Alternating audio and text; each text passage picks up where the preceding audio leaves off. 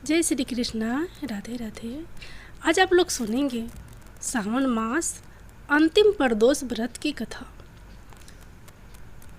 प्रदोष को प्रदोष कहने के पीछे एक कथा जुड़ी हुई है। संक्षेप में यह कि चंद्र को क्षय रोग था, जिसके चलते उन्हें मृत्यु तुल्य कष्टों हो रहा था।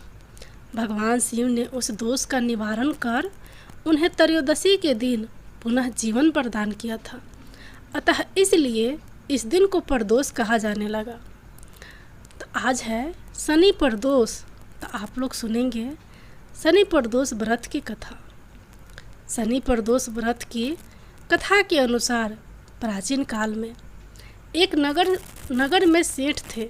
सेठ जी के घर में हर प्रकार की सुख सुविधाएं थी, लेकिन संतान नहीं होने के कारण सेठ और सेठानी हमेशा दुखी रहते थे। काफ़ी सोच विचार करके सेठ जी ने अपना काम नौकरों को सौंप दिया और खुद सेठानी के साथ तीर्थ यात्रा पर निकल पड़े।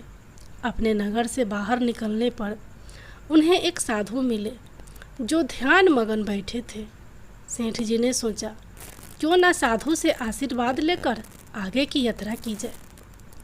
सेठ और सेठानी साधु के निकट बैठ गए।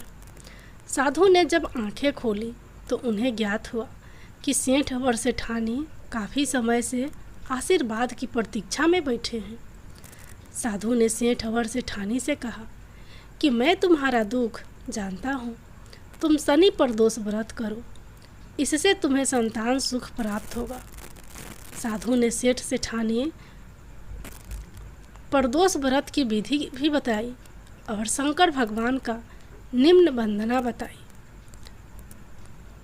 दोनों साधु से आशीर्वाद लेकर तीर्थ यात्रा के लिए आगे चल पड़े। तीर्थ यात्रा से लौटने के बाद सेठ और सेठानी ने मिलकर शनि प्रदोष व्रत किया, जिसके प्रभाव से उनके घर में एक सुंदर पुत्र का जन्म हुआ।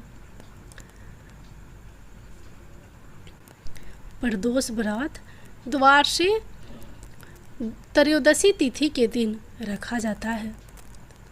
अगर किसी जातक को भोलेनाथ को प्रसन्न करना हो तो उसे प्रदोष व्रत अवश्य करना चाहिए।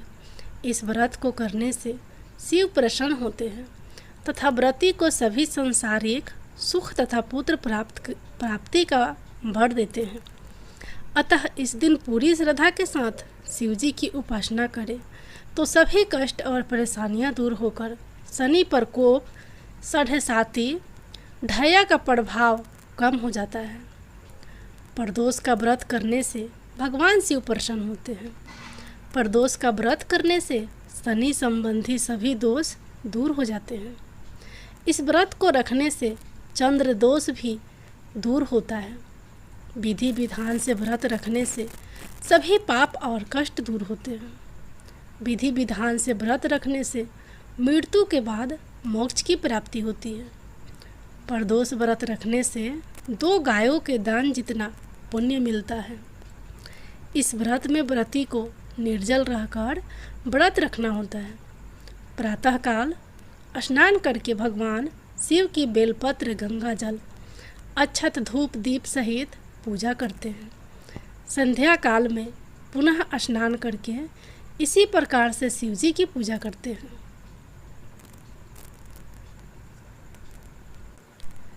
जय भोलेनाथ, जय माता पार्वती।